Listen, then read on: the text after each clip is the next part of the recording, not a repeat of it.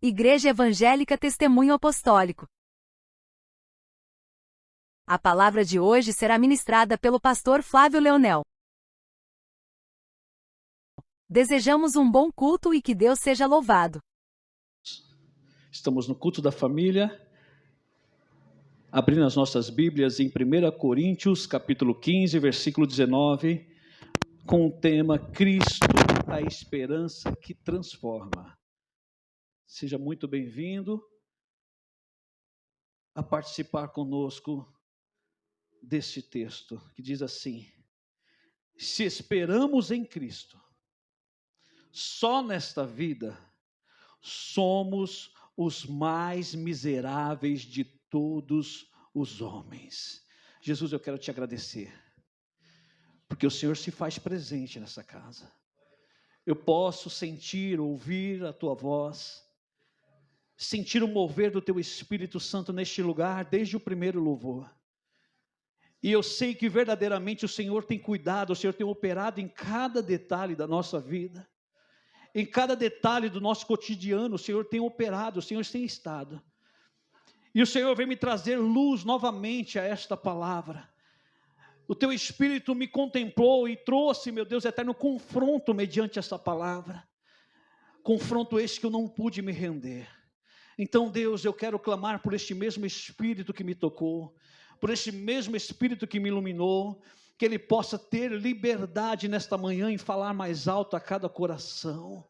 Que o eu se cale, que o teu Espírito, meu Deus, possa deliberar sobre cada coração contrito. Eu não sei como essas pessoas chegaram aqui. Eu sei, meu Deus eterno, que apertado o meu coração estava, e esta palavra me trouxe paz. Da mesma forma, Senhor, que a pessoa que tem vindo até este lugar em busca de resposta, em busca, meu Deus, de alívio, em busca, meu Deus, de direção, o Senhor possa dispensá-la, não de mãos vazias, mas que essa palavra possa produzir efeito, pelo qual está sendo mandada nesta manhã. É tudo que nós clamamos e desde já te agradecemos. Você vai se assentar e ir aplaudindo e glorificando essa presença maravilhosa do Espírito Santo de Deus. Seja bem-vindo, Espírito Santo. Aleluia. Glória a Deus.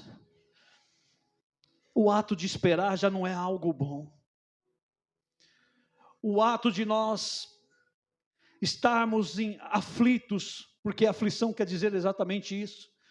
Agonia pela espera de algo, sabe, algo que te foi prometido e você fica ali agoniado, isso sabe, te traz conflitos internos, te traz aflição de alma e de espírito, sabe, aquilo que você não consegue explicar para ninguém. As pessoas até mesmo te olham e questionam, mas por que você está desse jeito? Se levanta, rapaz. Chega até no ato de dizer, mas por que você não sorri mais? Você mudou. Ato de esperar. E quando se fala da esperança, essa palavra esperança é o ato de esperar e ansa. Ansa quer dizer ter propriedade na espera. Não é algo ilusório, não é algo que você, sabe, porque alguém falou. Não, você tem certeza da sua espera. Só que nós não fomos feitos com esse tento da espera, nós não fomos criados com esse tento da espera, então nós nos afligimos.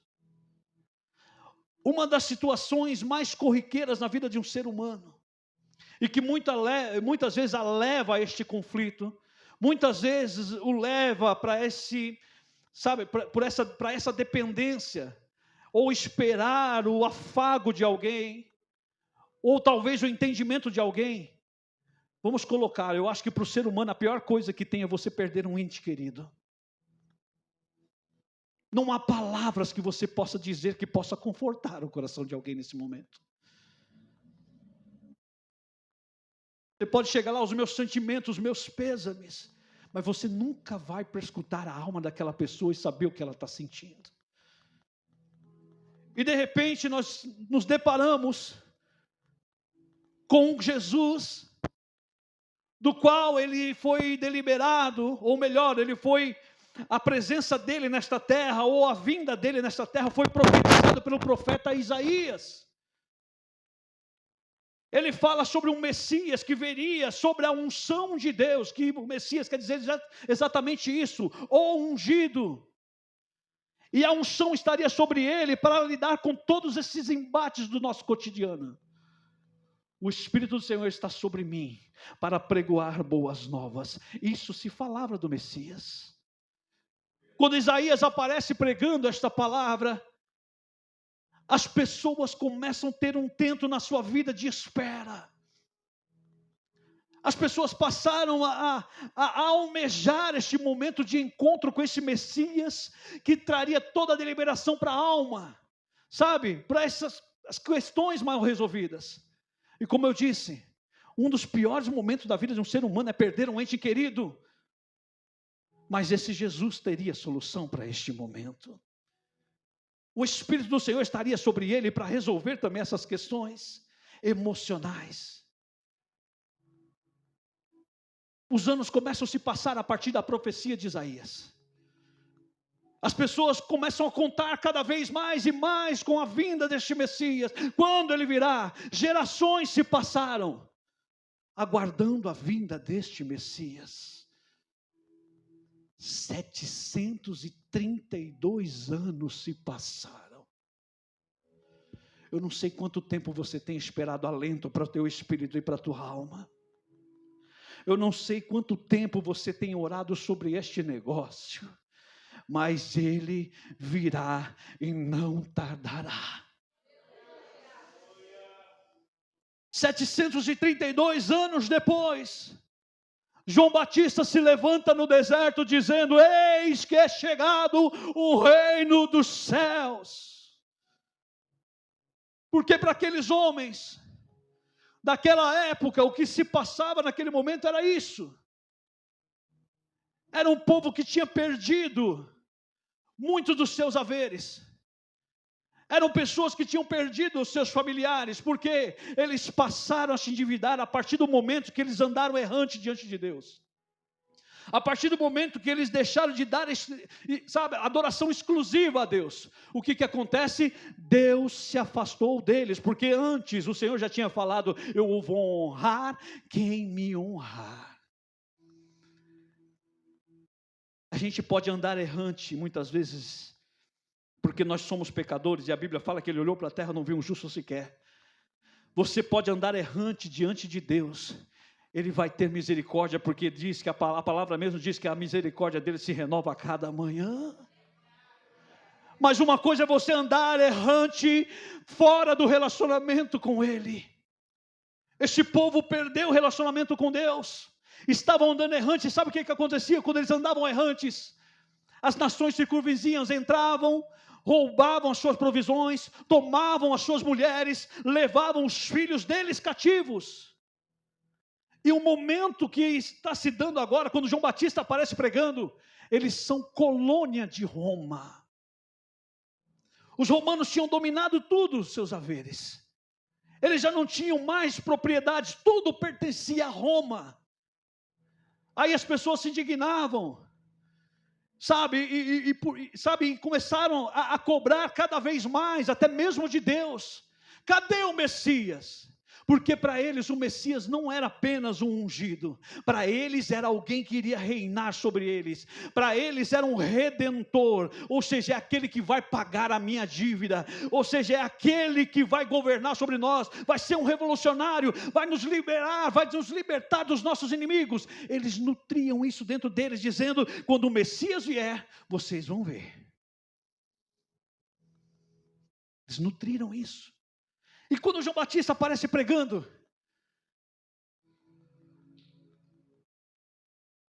essa questão da espera pelo Messias começa a renascer dentro deles.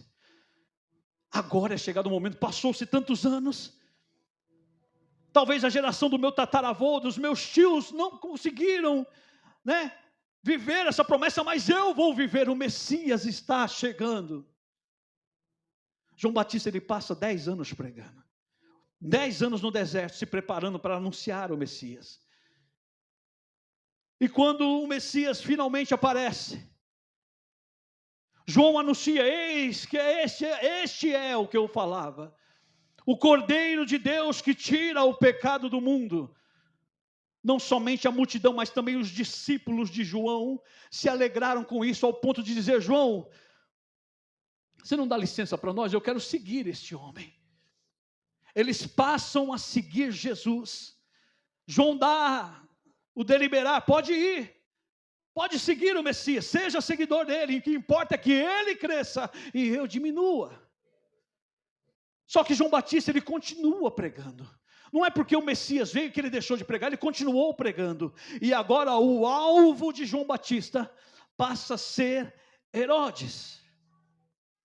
Herodes Antipas era quem governava, ou era para ser, né, o governante dos judeus. Mas por conta de andar errante também, o Senhor lhe tirou. Ele era apenas uma figura lúdica. Ele tinha um título de rei, morava num palácio, mas não governava nada. Quem governava eram os romanos. O domínio era dos romanos. Ele passa a ser uma figura lúdica. Por quê? Porque ele andou errante diante de Deus.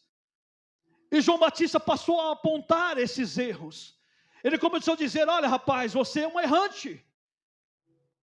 E Herodes Antipas começa a se indignar com aquilo. Mas por que você está falando isso diante de todos? Porque você pegou a mulher do teu irmão. Você matou o seu irmão para ficar com a mulher dele. Essa mulher é conhecida como Herodias. Ela começa a se incomodar com a fala de João. Herodes Antipas, por temor, porque ele ainda tinha um temor a Deus, ele meio que, não fazia questão das palavras de João Batista, mas Herodíades, ou Herodias, ela começa a se incomodar cada vez mais, e ela ficou buscando oportunidade, ela passou a vigiar os passos de João Batista. Um dia eu vou te derrubar e vou fazer você pagar todas essas palavras, esse desrespeito que você tem falado, a respeito da minha pessoa e do meu marido em meio ao povo. E um dia chega essa oportunidade.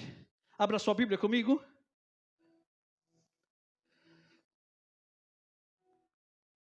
Em Marcos, no capítulo 6. E eu quero ler do 27 em diante.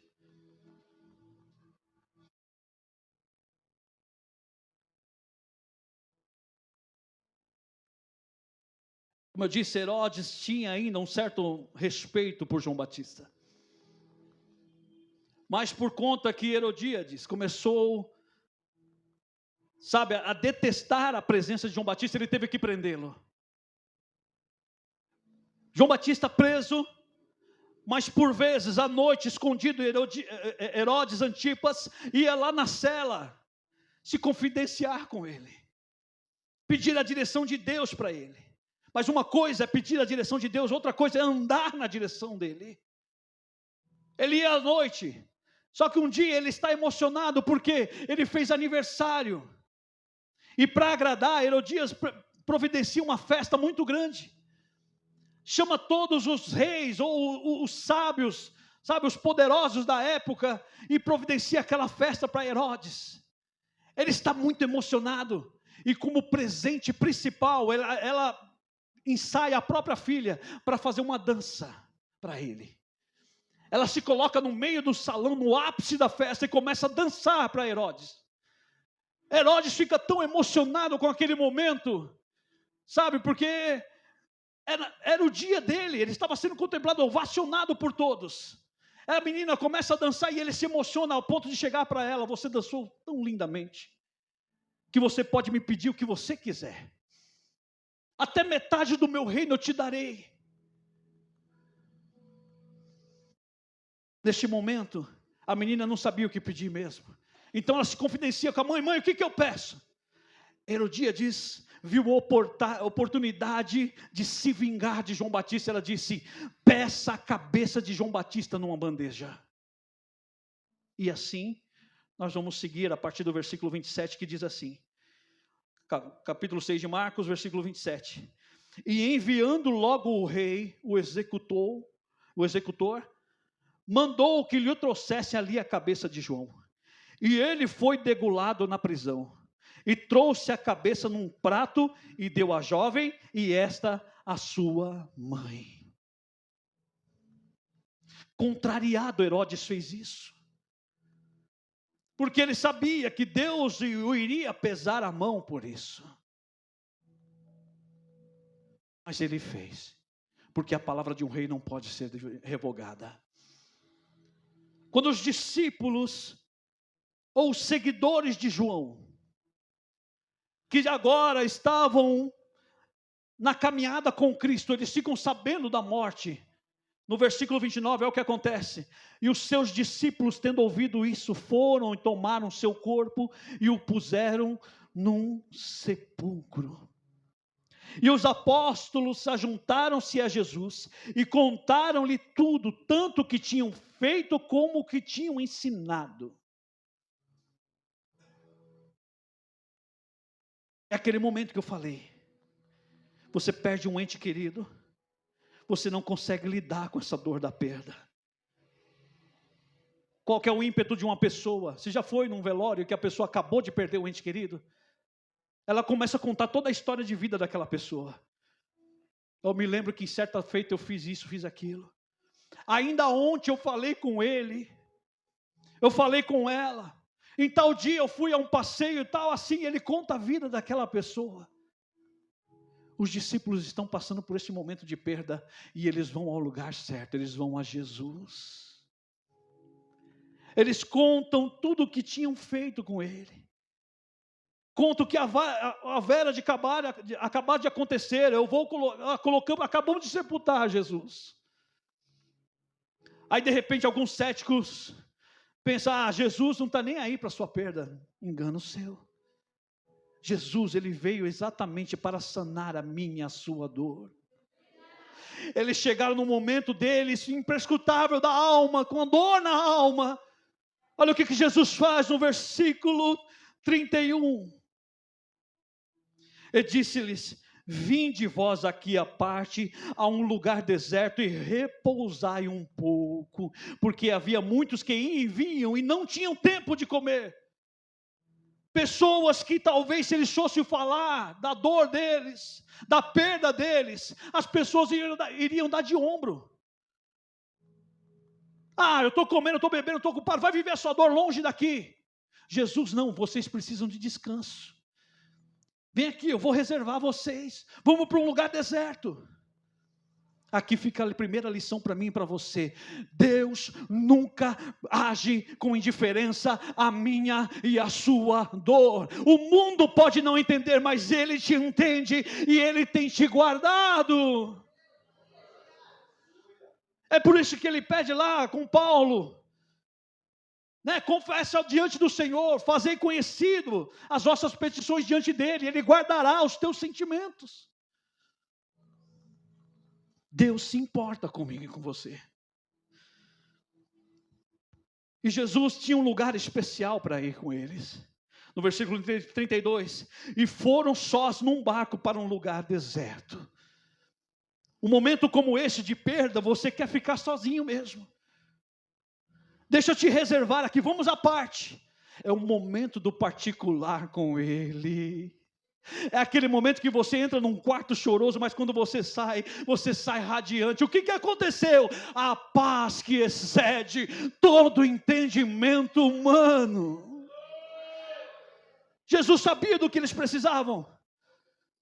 Olha, nem fala mais nada. Eu sei do que vocês precisam de descanso. Talvez você tenha esperado por tanta coisa nessa vida. Talvez você veja aqui na esperança de conseguir isso, conseguir aquilo, relacionamento de alguém, a proximidade daquele ou do outro.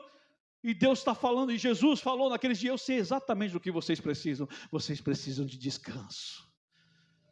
Só que iguais aqueles homens, iguais aqueles discípulos que sofriam aquela perda, Jesus sabia que tinha muito mais. Olha só, vamos continuar a leitura aqui. Versículo 33. E a multidão viu-os partir, e muitos conhecerem, correram para lá, a pé de todas as cidades, E ali chegaram primeiro do que eles, e aproximavam-se deles. E Jesus, saindo, viu uma grande multidão e teve compaixão deles, porque eram como ovelhas que não têm pastor. E começou a ensinar-lhes muitas coisas. Jesus entendia que não somente os discípulos, mas toda aquela nação necessitava de algo da parte de Deus. Jesus começa a olhar e ver que eles são como ovelhas que não têm pastor, eles estão desarraigados, desesperançados, já não criam mais, que um novo poderia acontecer na vida deles. Jesus começa então a lhe ensinar que muitas vezes o que se passa na minha e na sua vida, muitas perdas que nós vivemos, é para nos ensinar. Mas seria Jesus tão tirando se utilizar de uma dor? É para me ensinar. É para me ensinar. Jesus, ele começa a ensinar aqueles homens. E o ensinamento dele, as pessoas ficam tão ligadas. E enquanto ele está falando ainda, ensinando sobre o reino dos céus, vocês vão observar lá no Sermão da Montanha, ele fala sobre o reino dos céus. E ali começa a se mostrar diante dos olhos dele algo que eles não conheciam, ou melhor, muitos daquela geração não tinham vivido ainda, que era um governo justo. Um governo para todos. Sabe? Eles começaram, enquanto Jesus falava sobre o reino, eles começavam a nutrir dentro dele: eis aí o Messias, a pessoa que nós esperávamos, que vai nos libertar das mãos dos nossos opressores, aquele que vai pagar a nossa dívida, o nosso Redentor. Eles começaram a nutrir isso dentro dele, e a mensagem começou a ficar cada vez mais interessante. E como que você sabe disso, pastor? A Bíblia vai falar que começou a ficar tarde.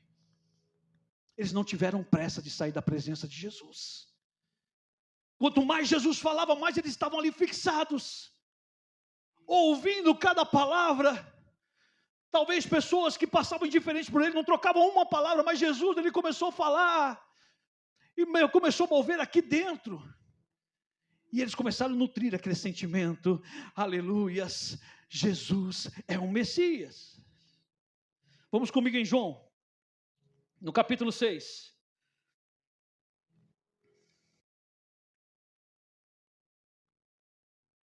João capítulo 6, vamos ver o desenrolar dessa história. Capítulo 6, a partir do 4, diz assim: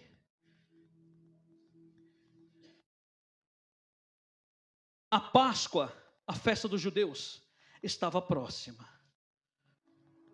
E Jesus, levantando os olhos, viu que uma grande multidão vinha ter com ele, e disse a Filipe: onde compraremos pão para estes comerem?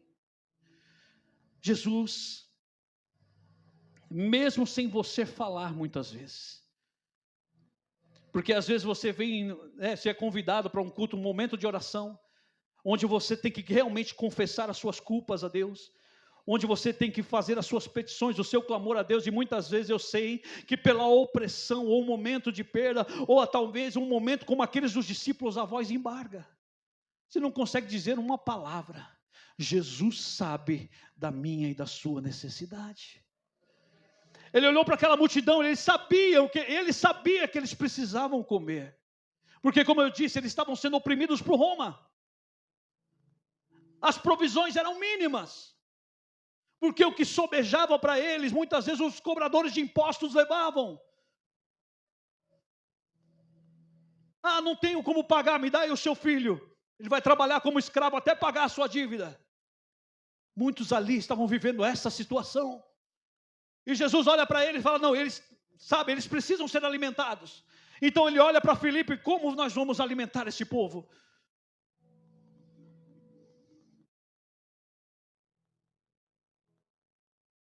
Versículo 6. Mas dizia isso para o experimentar, porque bem sabia o que ia fazer. Filipe respondeu: 200 dinheiros de pão não lhes bastarão para que cada um tome um pouco. nós como igreja, ou nós como, sabe, evangelistas deste novo século, fomos chamados para alimentar pessoas. E às vezes nós queremos fazer conta do preço. É muito alto, o que ele está colocando aí, que é isso? Jesus, o Senhor está falando para nós alimentarmos eles? 200 dinheiro de pão não vai dar. Muitas vezes nós queremos condicionar o nosso ministério. É muito alto. Mais um culto, mais uma reunião.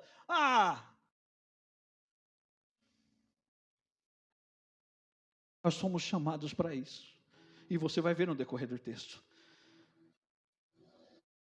Outro, versículo 8. E um dos seus discípulos, André, irmão de Pedro, disse: está aqui um rapaz que tem 5 pães de cevada e 2 peixinhos. Mas o que é isso para tantos?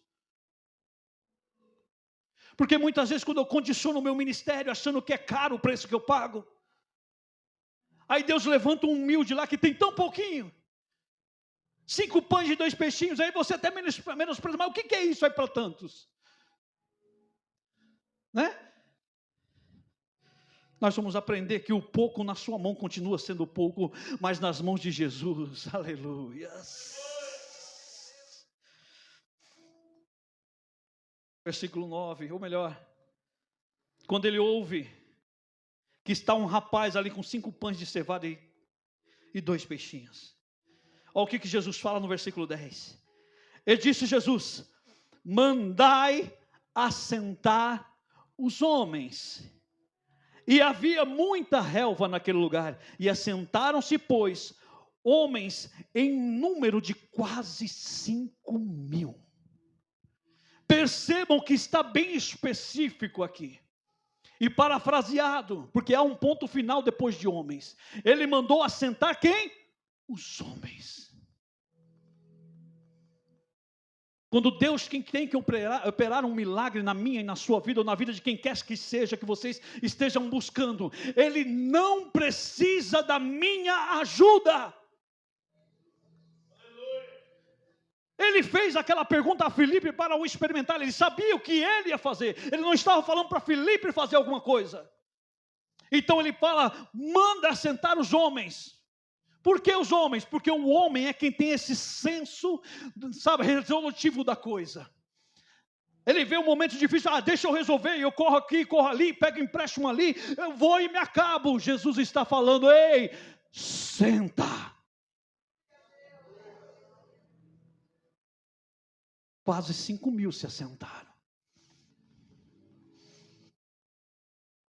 Quando aqueles homens se assentaram, no versículo 11, Jesus tomou os pães e, havendo dado graças, repartiu-os pelos discípulos, e os discípulos pelos que estavam assentados. Quer receber vitória? Descansa. Para de tentar ajudar a Deus. Se assenta. Primeiro quem recebeu foi quem estava assentado, descansando, esperando nele. Mas como que foi esse assentar? Simplesmente se jogou, não estou mais nem aí para a vida, não preciso estar nos trabalhos mesmo, porque Deus vai fazer por mim. Não, porque você vai ver lá em Marcos, que esse assentar foi organizado. Os discípulos organizaram de 100 em 100, de 50 em 50, para receber de Deus tem que estar com a casa em ordem. Tem que descansar, mas tem que estar em ordem. Não é de qualquer jeito. Não precisa ajudar ele, mas tem que estar em ordem. Primeiro os que estavam assentados em ordem foi quem recebeu. 12. E quando estavam saciados, disse a seus discípulos: recolhei os pedaços que sobejaram, para que nada se perca. Começa a guardar o que Deus tem feito na tua vida. Não deixe se perder, não. Faça um testemunho sobre o que Ele tem feito. Jesus pediu: guarda aí. Versículo 3. E recolheram, 13. E encheram 12 cestos de pedaços dos 5 pães de cevadas que sobejaram aos que haviam comido. Ou seja, 12 cestos. Aquilo que alguém delimitou na vida de um rapaz que era pouco, quando foi colocado na mão de Jesus, se multiplicou a tal ponto de sobrar 12 cestos. Talvez até hoje você tenha andado de um lado para o outro, você tem reconhecido a situação, realmente está difícil, deixa eu tentar fazer alguma coisa. Para de tentar, conserta o teu viver com Cristo, conserta o teu altar com Cristo e espera. Porque quando estiver na mão de Jesus, você vai ter com sobra. Enquanto você estiver tentando de um lado para o outro, você vai se endividar como aquele povo estava.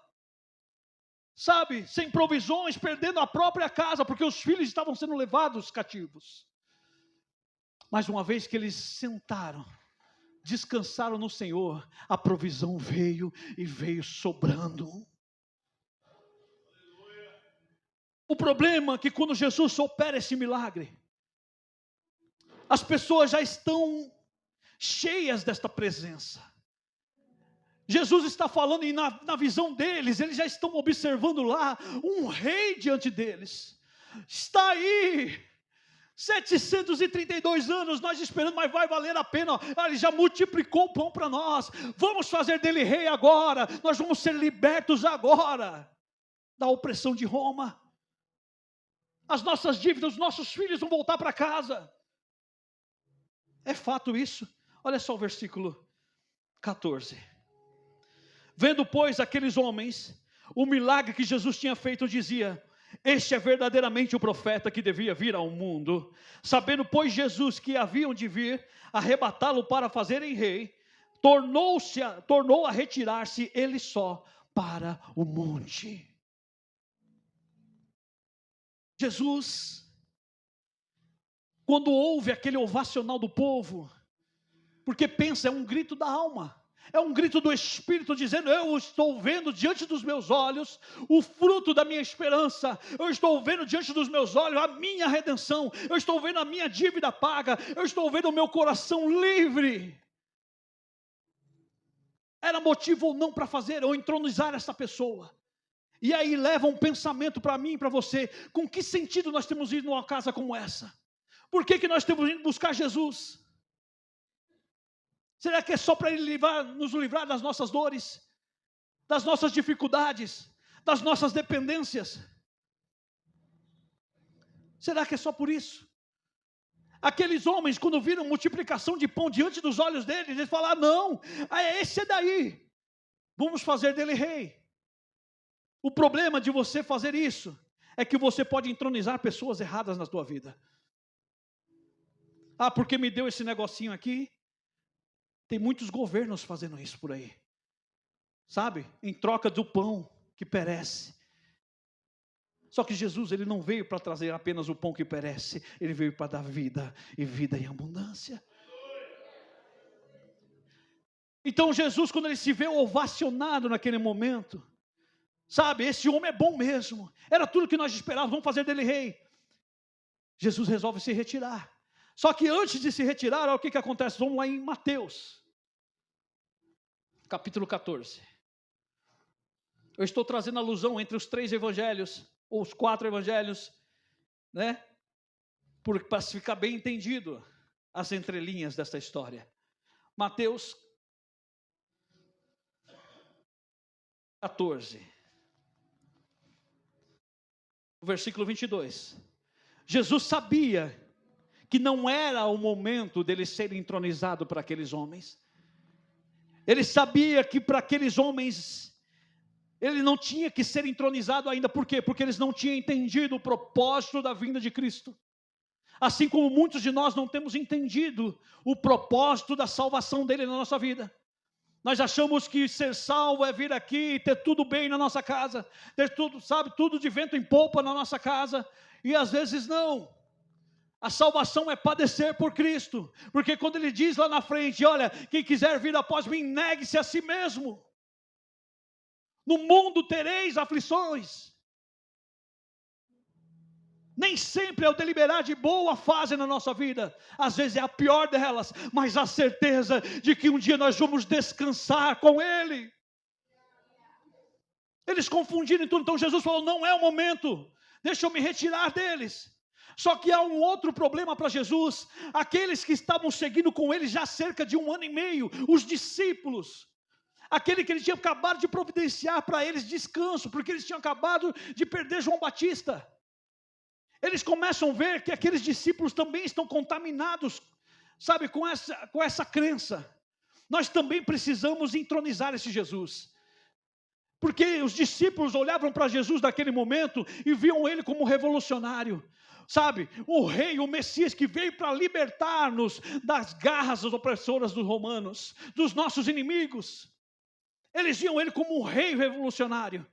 Ah, era isso mesmo? Como é que Pedro andava com uma espada? Eu vou ser o primeiro guerreiro a estar do lado de Jesus, quando entrar em Jerusalém para desbaratar os romanos. Eles não tinham entendido ainda quem era Jesus, e talvez eu e você também não estamos entendendo ainda. Então Jesus precisa mostrar a eles qual é o propósito da sua vinda. Então, antes dele se retirar da multidão, ele teve que forçar aqueles homens a fazer alguma coisa. Olha só, capítulo 14, versículo 22. E logo ordenou Jesus a seus discípulos que entrassem no barco e fossem adiante dele para outra banda, enquanto despedia a multidão. Os discípulos não queriam ir. Os discípulos estavam emocionados com aquele momento. Talvez o mais enérgico deles, Pedro, vai: mas Jesus, esse é o momento, o povo te ama. Esse é o momento, Jesus, vamos levantar agora aqui como um grande exército. Olha só quantas pessoas, 5.000 homens, fora mulheres e crianças. Olha só quanto o Senhor já tem. Jesus pega e o obriga: olha, entra no barco. Mas eu não quero, entra.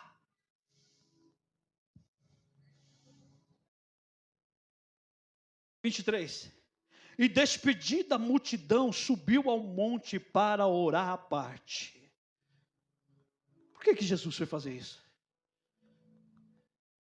Ele despede a multidão, ele obriga os discípulos a entrarem num barco, e ele sai à parte sozinho ao monte para orar. É por causa de um momento que eu e você muitas vezes temos na nossa vida, e principalmente aqueles que têm ministério. Muitos têm se perdido neste momento. Sabe, quando você traz uma palavra, ou quando você canta um louvor, nossa, que palavra, que louvor, a pessoa se enche, ela começa a dizer: eu sou bom mesmo. Só que a palavra é maior que o pregador. O louvor é maior que o cantor. Porque tudo é para ele, por ele e por meio dele. Ah, mas era Jesus. Jesus naquele momento ele estava como homem na terra, e ele sabia: eu preciso vigiar. Tem muita gente querendo fazer propósito por aí. Eu senti, vamos fazer um propósito assim, um propósito assado. Mas na hora de vigiar, não vigia. O momento de fechar as brechas, que é isso. Jesus, quando ele chama os discípulos à parte, lá no monte Getsemane, o que ele faz?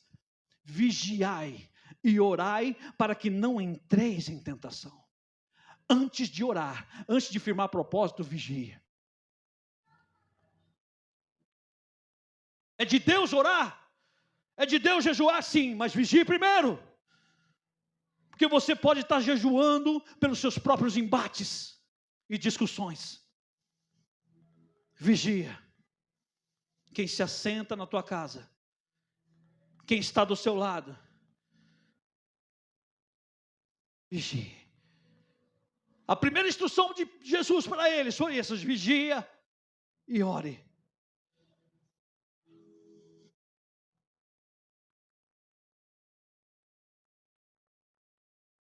Então Jesus foi orar, porque ele sabia desse ímpeto.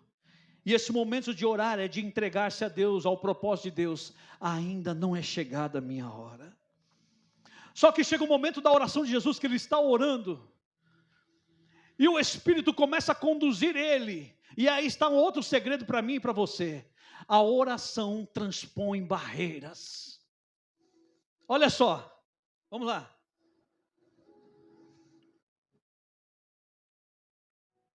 23, e despedia a multidão, subiu ao monte para orar à parte, e chegada já a tarde, estava ali só. E o barco estava no meio do mar, açoitado pelas ondas, porque o vento era contrário. Jesus, ele estava em terra firme.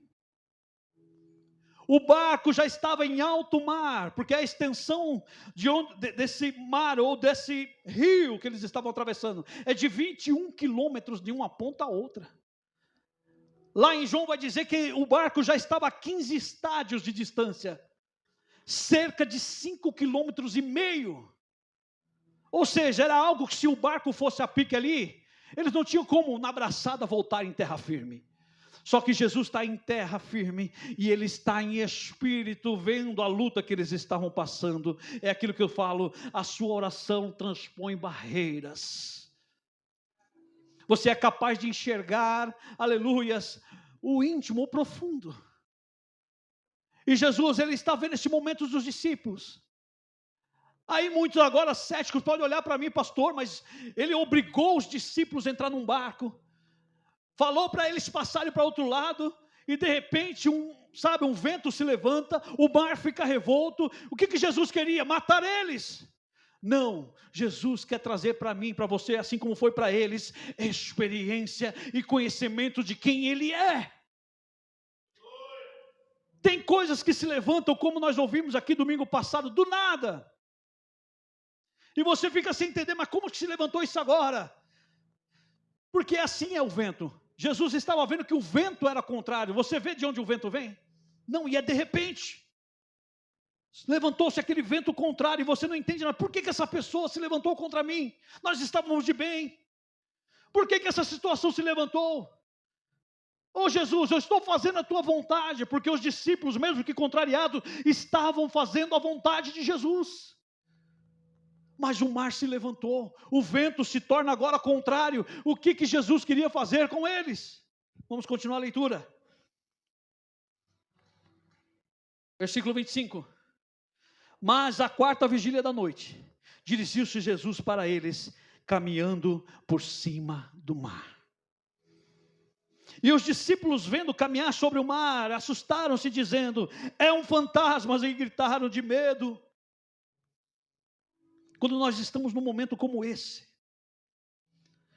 quando estava tudo indo bem na nossa casa, na nossa família, no nosso trabalho, quando não tínhamos embate com ninguém, o nosso ministério estava de vento em popa na igreja, né? Mas de repente levanta-se um vento contrário, o mar fica revolto, você fica puxando pela memória, o que foi que provocou isso?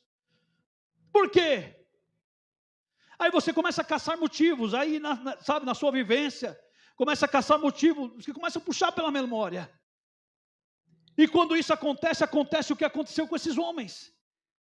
Eles estão lá num barco, sendo açoitados pelas ondas, o vento está sendo o contrário.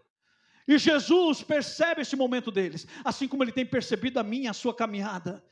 Ele não está indiferente à sua caminhada, Ele sabe o que você tem passado, sabe o que você tem colocado diante dEle, sabe de tudo que você tem pedido para Ele.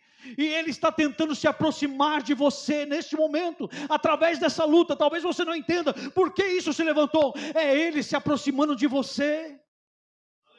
Os discípulos, quando veem aquele momento, e Jesus indo em direção a eles por cima das águas, porque Jesus, Ele está acima dos nossos problemas, acima dos nossos embates, Ele é maior, não há impossível para Ele. Jesus está tentando passar adiante deles, faz tempo que Jesus está tentando chegar de frente a você, e você tem enxergado Ele como um fantasma.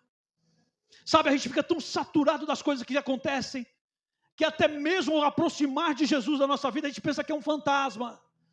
Aí a gente fica gritando de medo, e tudo vai dobrar joelho, sabe, tudo vem aqui no pastor, ora por mim, porque está difícil. Os discípulos estavam dessa forma, com medo, sabe, estou vendo alguém andar sobre o mar, estou com medo.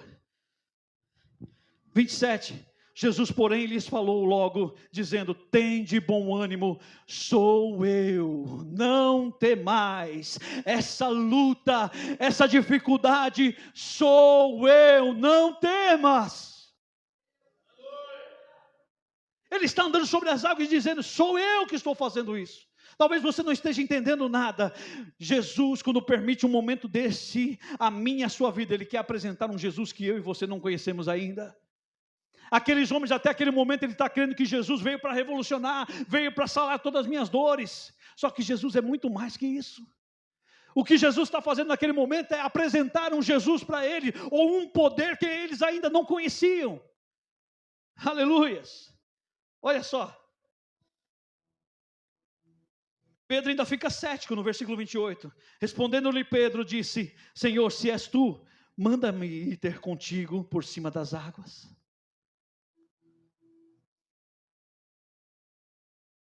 Tem coisas que sabe, mesmo estando explícitas aos nossos ouvidos, nós não entendemos. Deus já enviou o profeta, já enviou um ente querido, já enviou um parente seu, e nós não entendemos ainda. Será mesmo Jesus? Jesus já falou para não temer, que é Ele que está fazendo tudo. Existem tempestades na minha e na sua vida, existem ventos contrários na minha e na sua vida, que não é para te matar, não. É para te fazer crescer e enxergar um Jesus muito maior do que o que você conhece.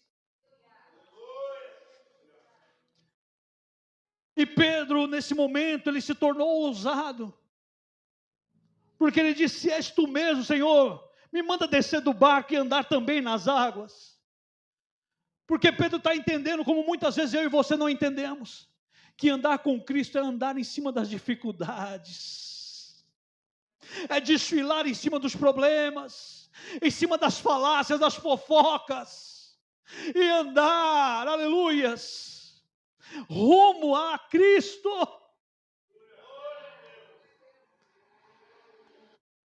E Jesus então fala para ele: vem, Pedro. É para isso que eu estou aqui, é para resgate. Agora você está me conhecendo de outra forma. Eu vim para te resgatar, eu vim para te fazer andar em lugares altos. Pedro então desce do barco, ele começa a andar. E aqui fica outra para mim e para você. Quem tem ousadia no Senhor vive o que ninguém vive. Os outros ficaram no barco temerosos ainda. Eu vou nada. Eu estou enxergando como um fantasma, eu vou até ele, nada. Mas Pedro é ousado, ele fala: eu vou. Ainda que não esteja claro aos meus olhos, porque muitas vezes é isso. O vento contrário é tão grande, sabe, a revolta do mar é tão grande que você não consegue enxergar com precisão.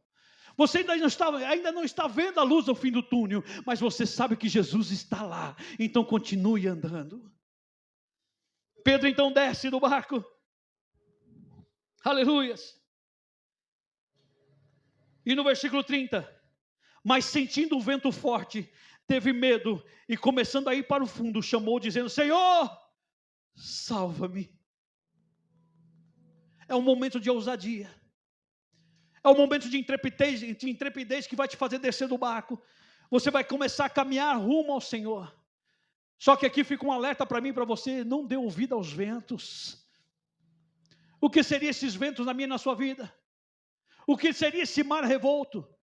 Talvez alguém possa denotar na sua mente: são os problemas, são as dificuldades, também pode ser. Mas este mar revolto e os ventos contrários está aqui dentro da sua cabeça. Sabe, é as suas delimitações que você mesmo coloca ao poder de Deus. Bastou uma fala, bastou, sabe, uma oposição, você já começa a falar: é melhor deixar isso para lá. Sabe o que acontece nesse momento? Pedro começa a afundar. As palavras contrárias começaram a entrar no coração dele, ele começou a afundar, porque ele tirou os olhos de Cristo. Mas ainda assim, neste momento, Jesus teve misericórdia. Foi até ele, estendeu-lhe a mão.